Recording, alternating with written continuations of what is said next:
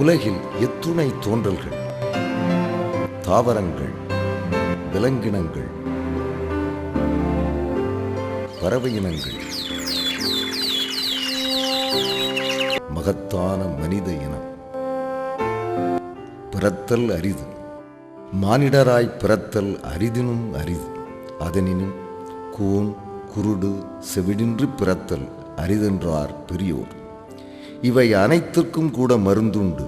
ஆயின் மருந்தில்லா நோய் வருமே என்றால் அதனினும் கொடியது எது? ஆம், நிவாரணமில்லா நெடுந்துயர், நிவர்த்தியில்லா பெருந்துயர், நிம்மதியில்லா கடும் துயர். எது?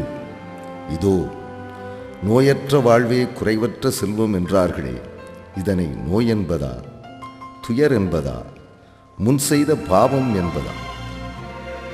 டுச்சின் மஸ்குலர் டிஸ்ட்ரோபி, தசைத்திறன் குறைபாடு. இந்நோய் கண்ட சிறார்களை உலகில் எந்த மருத்துவரிடம் அழைத்துச் சென்றாலும் எவரும் கூறும் ஒரே பதில், சாரி, மன்னியுங்கள், இருக்கும் வரை குறைவின்றி பார்த்து கொள்ளுங்கள் என்பதுதானே. ஓர் ஆரம்பம் உண்டென்றால் அதற்கு முடிவென்பது உண்டுதானே. முடிவில்லாதது எதுவும் இல்லைதானே. ஆனால் இந்த நோய்க்கு முடிவு, அதாவது தீர்வே இல்லை. உலகில் தரம் வாய்ந்த எந்த ஒரு மருத்துவ ஆய்வுக்கூடத்திலும் இந்த நோய்க்கான மருந்தில்லை. மருந்து கண்டுபிடிக்கப்படவே இல்லை. என்ன கொடுமை இது! இங்கு மட்டும்தானா? இல்லை உலகிலேயே இல்லையா என்றால் இல்லை, இல்லை, இல்லை. இதுதான் பதில். பிறகு இதற்கு தீர்வுதான் என்ன என்றால் மருத்துவர்களின் பிதுங்கிய உதடுகள் தான் பதில். ஆடிக்காற்றில் அல்லாடி கிழிந்த வாழை இலை போல் தொங்கிய முகத்துடனும் கீழ்நோக்கு பார்வையுடனும் அசைவற்ற உடல் உறுப்புகளுடனும் தளர்ந்திட்ட இந்த இளம் சிறார்களுக்கு விடிவுதான் என்ன? இந்நோய்க்குத்தான் எத்துணை பாரபட்சம் ஆண் குழந்தைகளை மட்டுமே அதிகமாக தாக்குகிறது. இப்படி தவிக்கும் இவர்களுக்கு இந்த சமுதாயத்தின் பதில்தான் என்ன? துயருறும் பெற்றோர்களின் கண்ணீர் துடைப்பது யார்? இந்த நீண்ட நெடிய கேள்வி ரீங்காரம் விட்டது தொண்டுள்ளம் கொண்ட அன்பர் திரு நெப்போலியன் அவர்களின் காதுகளில். மனதில் சூறாவளியிட்ட இந்த சுனாமி வார்த்தைகள் இவருள் விஸ்வரூபம் எடுத்தது. விடை இதோ, அவர் உருவாக்கிய அன்பு சோலை, ஆதரவு சாலை உங்கள் பார்வை.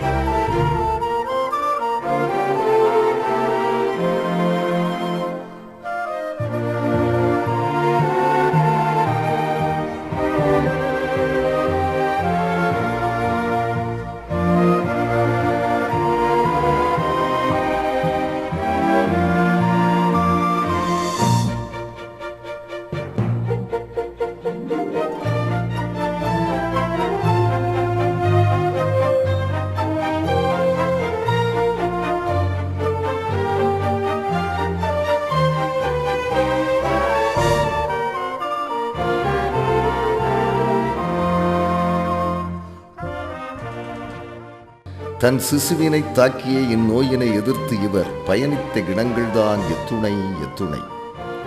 மருத்துவத்தில் எத்துணை வகையுண்டோ, எத்தனை பிரிவுண்டோ, அத்துணையினையும் பார்த்து கேட்டு அதனுடன் பயணித்து பின் சோர்ந்து பாதை தெரியா பறவையாய் பறந்தது இவர் மனம். மருத்துவ மேதைகள் பலருடனும் பேச்சுவார்த்தை, சோர்விலா கடும் முயற்சி. பலன் மருந்தளித்து மாய்த்துவிடவோ அல்லது குறைத்துவிடவோ முடியாத இந்நோயினை பாதிக்கப்பட்டோருக்கு மனதைரியம் அளித்து உடற்பயிற்சி செய்வித்து முறையான உடற்கூறு சிகிச்சை அளித்தால் துவண்ட உடல் துளி துளியாய் வளம் பெறுகிறது. நிற்க மறுத்த கால்கள் தன்னிலை வெறுத்து நிற்க முயற்சிக்கின்றன, நிற்கின்றன. மேலும் நடைபயிலவும் முயற்சிக்கின்றன. மண் பொம்மைகளாய் ஓரிடத்தில் ஒடுங்கி கிடந்த சிறுவர்கள் துடிதுடித்து பறக்கும் பட்டாம்பூச்சிகளாய் மாற முயற்சிக்கின்றனர் என்று உணர்ந்தார்.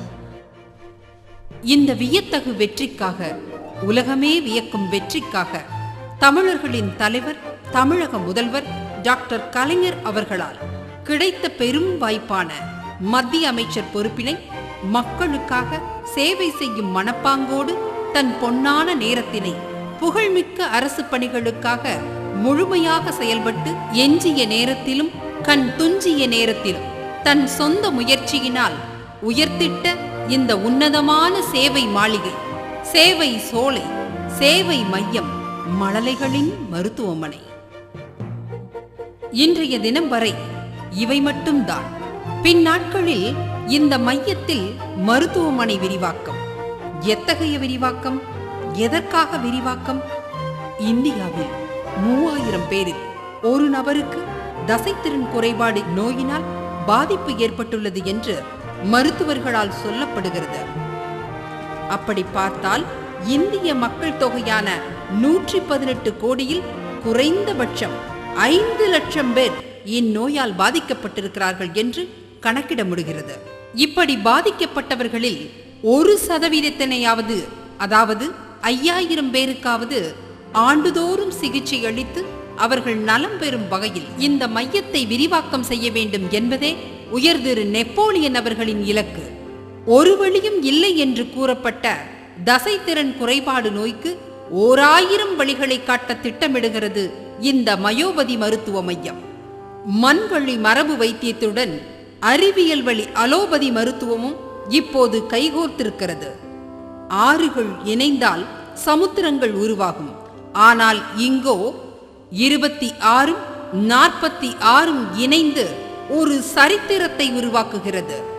ஆம், 26 வயதில் இளைய தலைமுறையின் உத்வேகத்துடன் வைத்தியர் ராமசாமி, 46 வயதில் அறிவார்ந்த தலைமுறையின் அணுகுமுறையுடன் திரு நெப்போலியன். இவர்கள் சிந்தனையால் இணைந்து உலகின் எல்லாவிதமான மருத்துவ உத்திகளையும் ஒன்றிணைத்து புதிய திசையில் இந்த மையத்தை வழிநடத்த திட்டங்களை செயல்படுத்தி வருகிறார்கள். உடற்பயிற்சி சிகிச்சை முறை, மின்னியல் சிகிச்சை முறை, தண்ணீரில் சிகிச்சை அளிக்கும் முறை, செயல்முறையில் பயிற்சி அளிக்கும் முறை, விளையாட்டு பயிற்சி முறை, யோகாசன பயிற்சி முறை, மூலிகை வைத்தியம் என பல்வேறு சிகிச்சை முறைகளை ஒருங்கிணைத்து தற்போது சிகிச்சைகள் மேற்கொள்ளப்பட்டு வருகின்றன. பிற நாட்டு நல்லறிஞர் சாத்திரங்கள் பெயர்த்தல் வேண்டும் என்ற பாரதியின் வாக்கிற்கிணங்க சித்தா, ஆயுர்வேதம், யுனானி, அக்குபஞ்சர், ஹோமியோபதி என்று உலகில் எத்தனை மருத்துவ பிரிவுகள் உண்டோ அத்தனையையும் அலசி ஆராய்ந்து நன்முறைகளை நயமாய் இணைத்து சிகிச்சைகள் வழங்கவும் முயற்சிகள் மேற்கொள்ளவும் முனைப்புடன் இருக்கிறார்கள்.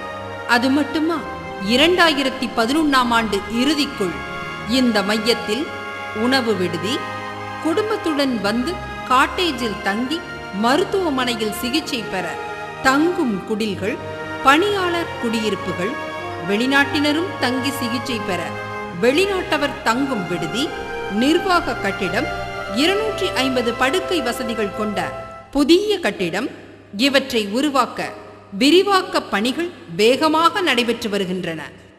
இதனைத் தொடர்ந்து 2012இல் மயோபதி மருத்துவ மையம் பல்வேறு புதிய பரிணாமங்களில் பரிமளித்து தன் பயணத்தை தொடர இருக்கிறது. உடற்கூறு பயிற்சி கல்லூரி. இந்த நோயினை அக்கு வேறு ஆணி வேறாக அணு அணுவாக அலசி ஆராய்ந்து பலன் பெற விஞ்ஞானிகள் குழுமம் கொண்ட ஆராய்ச்சி மையம்.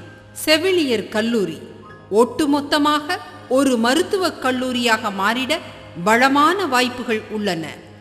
குறையுள்ளோர் நிவர்த்தி பெற நடமாடும் மருத்துவ முகாம்கள் என்று சேவையின் சிகரமாக மாற உள்ளது மயோபதி மருத்துவ மையம். அன்புள்ளம் கொண்டோரே, மற்றவர்களுக்கு வாழ்வளித்து மகிழ்ச்சி ஊட்டி அவர்தம் முகம்